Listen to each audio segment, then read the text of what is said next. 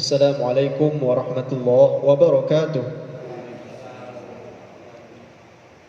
Alhamdulillahi rabbil alamin, wal aqibatu lil muttaqin wa la udwana illa 'alal zalimin.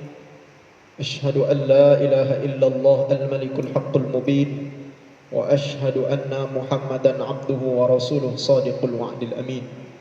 Allahumma shalli wa sallim ala sayyidina Muhammadin thahal amin wa ala alihi at-tayyibin wa ashabihi al-muttaqin ajma'in bi rahmatika ya arhamar rahimin, amma ba'du. Faqala ta'ala azza wa jalla, a'udzu billahi minasy syaithanir rajim. Qalu subhanaka la ilma lana illa ma 'allamtana innaka antal alimul hakim. Shadaqallahul azim. Sahabat-sahabat sekalian, jemaah salat maghrib Masjid Nurul Iman yang insyaallah dimuliakan Allah Subhanahu wa taala. Alhamdulillah, kita mengucapkan syukur kehadirat Allah Subhanahu wa taala atas segala nikmat yang telah Allah Subhanahu wa taala anugerahkan kepada kita, khususnya nikmat iman dan nikmat Islam. Semoga Allah Subhanahu wa taala meneguhkan kedua nikmat ini di dalam diri kita sampai nanti ketika kita wafat membawa iman dan Islam, insyaallah. Amin ya rabbal alamin. Salawat dan salam tercurah kepada kekasih Allah Nabi Muhammad sallallahu alaihi wasallam beserta keluarga beliau, para sahabat dan para pengikutnya hingga akhir zaman. Semoga kita semua yang hadir di dalam majelis ini beserta sanak famili kita menjadi umat Rasulullah sallallahu alaihi wasallam yang istiqamah menjalankan sunnah-sunnahnya semampu dan sekuat tenaga kita, sehingga ketika nanti di hari kiamat kita dipantaskan oleh Allah Subhanahu wa taala mendapatkan syafaat ataupun pertolongan dari Nabi Muhammad sallallahu alaihi wasallam. Amin ya rabbal alamin. Jemaah sekalian yang berbahagia, pada minggu lalu sudah kita membahas apa itu solat sunnah rawatib yang derajatnya muakkad, sunnah muakkad. 2 rakaat qobliyah subuh atau solat sunnah fajar, 2 rakaat atau 4 rakaat qobliyah zuhur, 2 rakaat ba'diyah zuhur, 2 rakaat ba'diyah isya, dan 2 rakaat ba'diyah maghrib, dan 2 rakaat ba'diyah isya. Itulah disebut dengan solat sunnah rawatib yang muakkad, yang sangat ditekankan. Dia hukumnya sunnah, namun pelaksanaannya sangat ditekankan. Hendaknya jangan kita tinggalkan. Pada malam hari ini insyaallah sembari menanti waktu isya, kita akan membahas pada bab as-sunanu ghairul muakkad. As-sunanu ghairul muakkadah. Solat sunnah yang derajatnya ghairu muakkad. Dia tetap sunnah namun tidak terlalu ditekankan sebagaimana solat sunnah yang muakkad. Jadi ada 2 solat sunnah rawatib itu, yang muakkad, ghairu muakkad. Yang pertama yang muakkad, yang kedua ghairu muakkad. Nah, kini kita akan membahas yang sunnah ghairu muakkad. Dia hukumnya sunnah namun tidak terlalu ditekankan. Nak kamu lakukan bagus, tidak juga tidak apa-apa. Ma taqaddama minas sunani war rawatibi yata'akkadu ada'uhu. Apa yang sudah dibahas pada bab sebelumnya, yaitu solat sunnah rawatib yang muakkad, yang sangat ditekankan untuk dilakukan. Wa baqiyat sunanu ukhra ratibatun yundabul ityanu biha min ghairi ta'kid.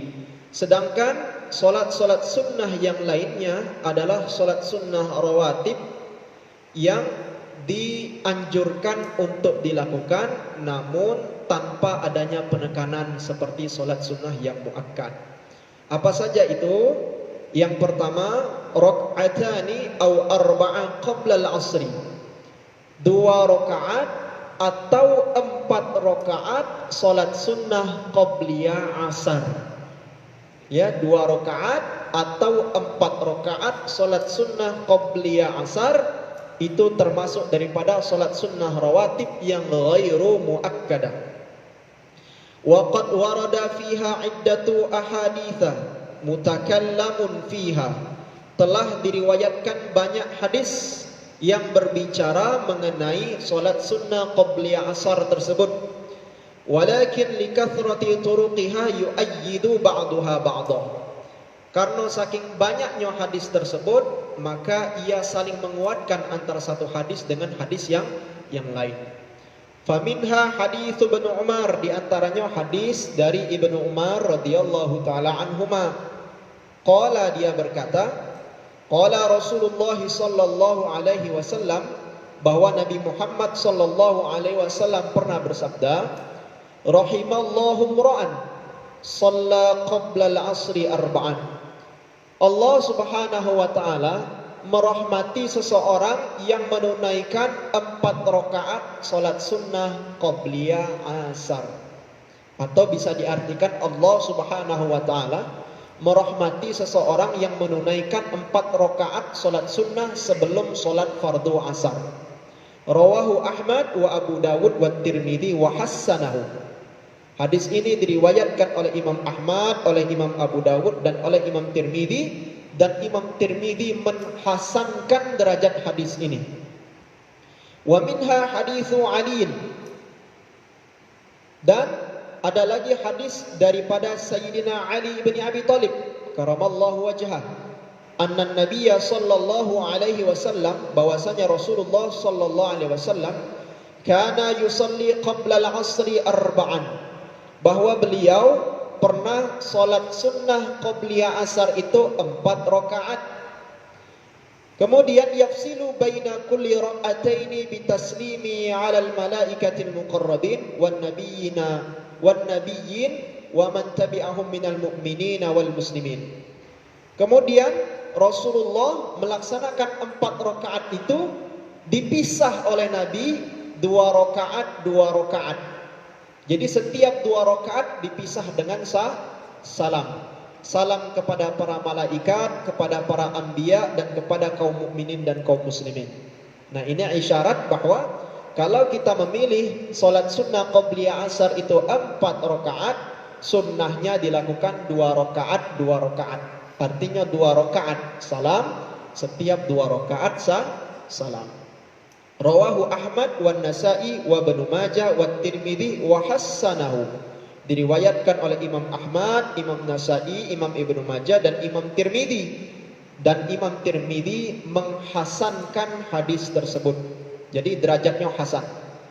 Wa ammal iktisaru ala rak'ataini faqat, sedangkan memendekkan salat sunnah qabliyah asar dengan 2 rakaat saja, ya, jadi 2 rakaat saja salat sunnah qabliyah asar, fadaliluhu umumu qaulihi sallallahu alaihi wasallam. Dalilnya adalah sebuah hadis yang bermakna umum, bahwasanya Rasulullah sallallahu alaihi wasallam bersabda, baina kulli adanaini salatun.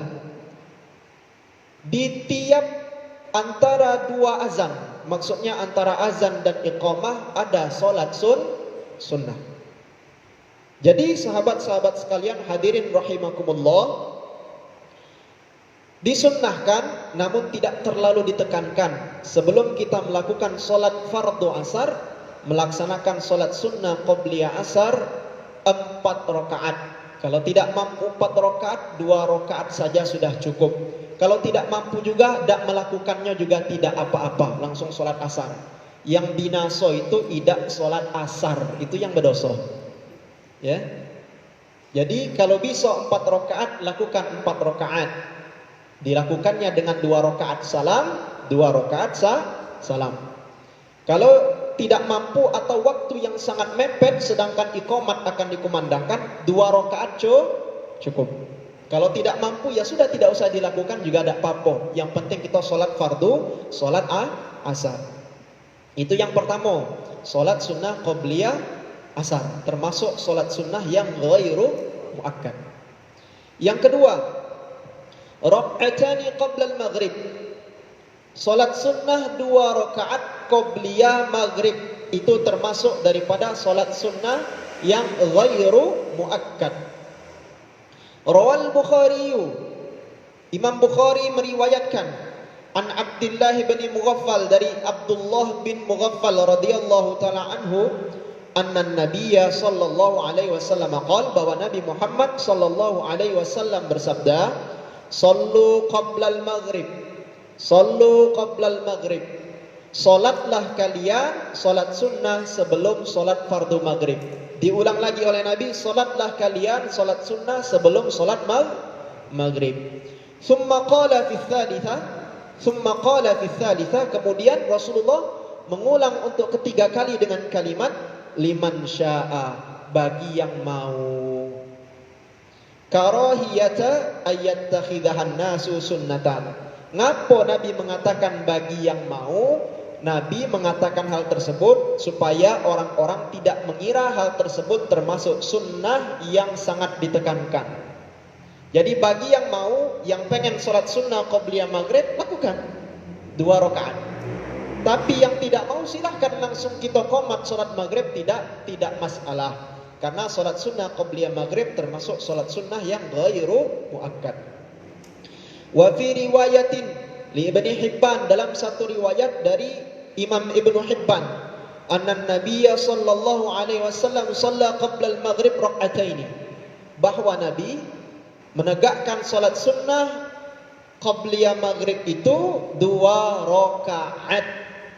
Wa fi Muslim an Ibnu Abbas, di dalam riwayat Imam Muslim dari Ibnu Abbas, qala, dia berkata, kunna nusalli rak'ataini qabla ghurubi syamsi, kami pernah salat 2 rakaat sebelum salat maghrib. Wa kana Rasulullah sallallahu alaihi wasallam yarana, sedangkan Nabi melihat kami melakukan hal tersebut. Falam ya'murna walam yanhana, dan Rasulullah tidak memerintahkan kami dan ia pun tidak melarang kami. Rasulullah mendiamkan saja. Qala al-Hafidz fil Fathi, Imam Ibnu Hajar al-Asqalani, Al-Hafidz Ibnu Hajar al-Asqalani di dalam kitabnya Fathul Bari berkata, wa majmu'ul adillati yurshidu ila istihbabi takhfifiha kama fi rak'atayil fajr. Dari kumpulan dalil-dalil yang menyebutkan yang berkenaan dengan salat sunnah qabliyah maghrib itu menjadi petunjuk bahwasanya dianjurkan mempersingkat atau mempercepat salat sunnah qabliyah maghrib itu sebagaimana ia disunnahkan pula pada salat sunnah qabliyah subuh atau salat sunnah fajar. Ingat pertemuan beberapa minggu lalu, di antara kesunahan salat sunnah fajar itu kita mempersingkat bacaan di dalam salat tersebut. Bahkan Nabi diriwayatkan dari Ibunda Aisyah, beliau hanya membaca setelah Al-Fatihah pada rakaat pertama qul ya ayyuhal kafirun, dan pada rakaat yang kedua setelah Al-Fatihah beliau membaca qul huwallahu ahad. Ngapo kita mesti mempersingkat bacaan pada salat sunnah qabliyah maghrib? Karena waktu maghrib itu sangat terbatas, sangat singkat. Jangan sampai kita berlama-lama salat sunnah, tahu-tahu kaget waktunya lana habis. Makanya dianjurkan untuk dipersingkat, namun tetap memperhatikan rukun-rukun daripada solat. Jangan sampai kita solat terlalu cepat, tidak memperhatikan tumakninah. Yang standar-standar baik. Jangan terlalu panjang dan jangan pula kecepatan. Itu yang kedua, rak'atani qabla maghrib. Solat sunnah qabliyah maghrib 2 rakaat. Ada yang terakhir, yang ketiga, yang termasuk daripada solat sunnah ghairu muakkad adalah rak'atani qabla al-isya. 2 rakaat solat sunnah qabliyah isya. Lima rawahul jamaah min hadithi Abdullah bin Mughaffal, sebagaimana yang diriwayatkan oleh para imam hadis dari hadis Abdullah bin Mughaffal, anna Nabiyya sallallahu alaihi wasallam qala, bahwa Nabi Muhammad sallallahu alaihi wasallam bersabda, baina kulli adanaini salatun, di antara 2 azan, maksudnya azan dan iqamat, ada salat sunnah. Baina kulli adanaini salatun, diulang lagi oleh Nabi, di antara 2 azan ada salat sunnah. Summa qala fi tsalitsa, kemudian pada kalimat yang ketiga Rasulullah mengatakan liman syaa, bagi siapa saja yang mau, yang tidak mau juga tidak masalah. Wali Ibnu Hibban dan di dalam riwayat Ibnu Hibban min hadithi Ibni Zubair, dari hadis Abdullah bin Zubair, anna Nabiyya sallallahu alaihi wasallam qala, bahwa Nabi Muhammad sallallahu alaihi wasallam bersabda, ma min salatin mafruḍatin illa wa baina yadayha rak'atani. Salat tidaklah salat fardu itu dilakukan melainkan sebelumnya ada salat sunnah. Jadi di setiap salat fardu itu diawali dengan salat sunnah. Ini hadisnya maknanya umum. Jadi dari kedua dalil ini menjadi sebuah kesunahan sebelum kita melakukan salat fardu Isya, dianjurkan untuk melakukan 2 rakaat qabliyah Isya. Namun derajat penekanannya ghairu muakkad, tidak terlalu ditekankan sebagaimana salat sunnah rawatib yang muakkadah, yang sangat ditekankan. Nah, itulah jemaah sekalian, apa saja yang termasuk daripada salat sunnah rawatib yang derajatnya itu ghairu muakkad, dia sunnah namun kesunahannya itu dilakukan tidak terlalu ditekankan. Nak kamu lakukan bagus, menambah deposit pahala, tidak dilakukan juga tidak berkonsekuensi apapun. Apa saja itu kami ulangi, 2 rakaat atau 4 rakaat qobliyah asar, 2 rakaat qobliyah maghrib, dan 2 rakaat qobliyah isya. Nah, itulah salat sunnah rawatib yang ghairu muakkad. Jadi kalau ditanya wong, salat sunnah qobliyah maghrib itu salat sunnah apa? Kita ingat, langsung teringat salat sunnah qobliyah maghrib termasuk salat sunnah rawatib yang ghairu muakkad. Kalau salat sunnah qobliyah subuh, salat apa itu? Salat sunnah rawatib yang sunnahnya muakkad, sangat ditekankan. Nah, insyaallah kita sudah hafal ini. Insyaallah tidak usah dipermasalahkan lagi dan sudah jelas ini. Bagi yang pengen salat sunnah qobliyah maghrib misalkan, maka silahkan tegakkan. Tapi kalau ada masjid yang langsung iqamah setelah salat maghrib, setelah azan maghrib, jadi setelah azan maghrib berkumandang, setelah mereka membaca doa setelah azan, langsung muazin mengumandangkan iqamah untuk salat maghrib, tidak ada jeda untuk salat sunnah qobliyah maghrib, maka tidak masalah itu. Langsung kita menunaikan salat maghrib berjemaah. Tapi kalau ada masjid, contoh di Masjid Raya Citra Grand City tempat kami, itu setelah azan ada jeda sekitar 4 menit sebelum iqamah salat maghrib dikumandangkan. Untuk apa jeda itu? Memberikan kesempatan bagi jemaah yang pengen melakukan salat sunnah qobliyah maghrib, silahkan. Yang tidak masalah, dia tinggal nunggu baik. Kaget setelah 4 menit iqamat baru kami melaksanakan salat fardu maghrib berjamaah. Insyaallah bisa dipahami. Baik. Sebelum ditutup bab salat sunnah rawatib ini, ada pembahasan istihbabul fasli bainal fardhati wan nafilati bimiqdari khatmis salati. Kesunahan atau anjuran memisahkan antara solat fardu dan solat sunnah itu dengan jeda. Jedanya itu, panjangnya itu sebagaimana kita menyelesaikan satu solat sunnah full. Jadi kalau kita melaksanakan solat sunnah qobliyah, misalkan qobliyah isya, kemudian kita pun akan melaksanakan solat fardu isya. Antara solat sunnah qobliyah isya dan solat fardu isya hendaknya ada jeda di antara keduanya. Jedanya itu sepanjang kita melaksanakan solat sunnah yang utuh, sekitar 1,5 menit atau 2 menit, itu solat sunnah yang paling cepat itu. Nah, itu sunnahnya. Jadi dalam keadaan normal, kalau kita solat sunnah qobliyah, jangan langsung tegak untuk solat fardu, tapi disunnahkan ada jeda sedikit. Apakah kita sambil berzikir menanti iqamah, baru kita sama-sama iqamat untuk solat fardu isya. Contoh ya. Ataupun solat ba'diyah, begitu juga kata para ulama. Selesai kita salam, jangan langsung tegak solat sunnah ba'diyah. Hendaknya setelah solat fardu, selesai salam, kita mengisi dengan zikir, dengan doa, baru setelah itu kita tegak untuk solat sunnah ba'diyah. Apakah ba'diyah isya, ba'diyah maghrib, atau ba'diyah zuhur. Jadi jangan langsung tegak, hendaknya ada jeda. Tapi dalam konteks misalkan salat sunnah qobliyah, misalkan kita setelah salam dari salat sunnah qobliyah, tiba-tiba muazzin iqamat, maka kita langsung salat, kita ikuti. Ya, tapi kalau dalam keadaan normal hendaknya diusahakan ada jeda. Setelah kita salat sunnah qobliyah, sebelum salat fardu isya misalkan, hendaknya dipisahkan dengan jeda. Jeda untuk kita berzikir atau kita berdoa dulu. Jangan sampai kita langsung sambung kepada solat fardu. Di sini ada riwayat. An rajulin min ashabin Nabi, dari seorang laki-laki sahabat Rasulullah sallallahu alaihi wasallam. Anna Rasulullah sallallahu alaihi wasallam shallal asra. Bahwa Rasulullah sallallahu alaihi wasallam salat asar. Faqama rajulun yusalli, kemudian ada seorang laki-laki yang tegak salat sunnah. Faraahu Umar faqala, kemudian Sayyidina Umar bin Khattab melihat laki-laki ini, kemudian ia berkata kepada laki-laki yang salat tersebut, ijlis, wahai laki-laki, duduklah. Fa innama halaka ahlul kitabi, sesungguhnya kaum ahlul kitab itu binasa. Annahu lam yakun li salatihim faslun, karena mereka tidak memberikan jeda di antara solat fardu dan solat sunnah mereka.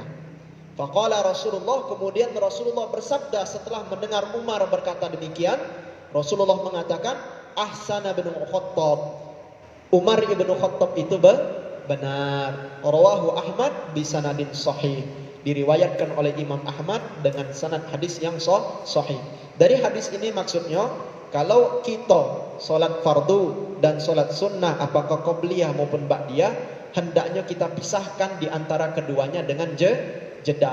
Paling tidak jedanya itu selama kita menunaikan solat sunnah yang utuh, paling tidak 1,5 menit atau 2 menit, itu dalam keadaan normal. Dikecualikan misalkan kita salam dari qobliyah isya, assalamualaikum warahmatullahi, assalamualaikum warahmatullah, tiba-tiba langsung qomat muazin, maka kita mesti mengikuti solat tersebut, karena kita nak meraih masuk takbiratul ihram bersama berbarengan dengan imam, ya.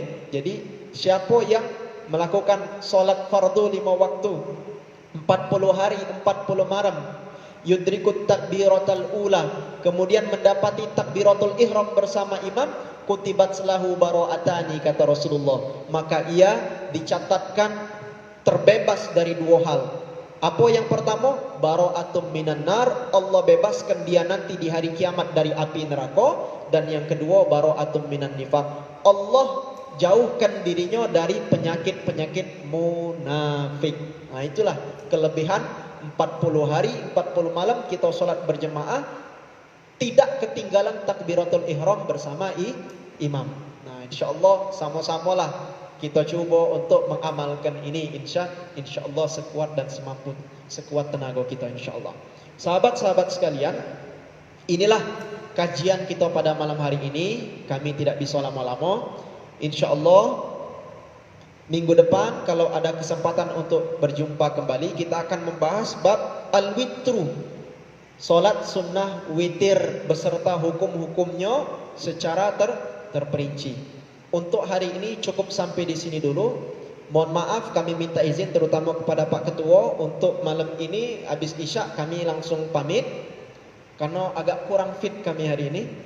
Kalau sebelum-sebelumnya kan kita lantai sampai jam 8 ya dak. Nah, untuk malam ini istirahat dulu.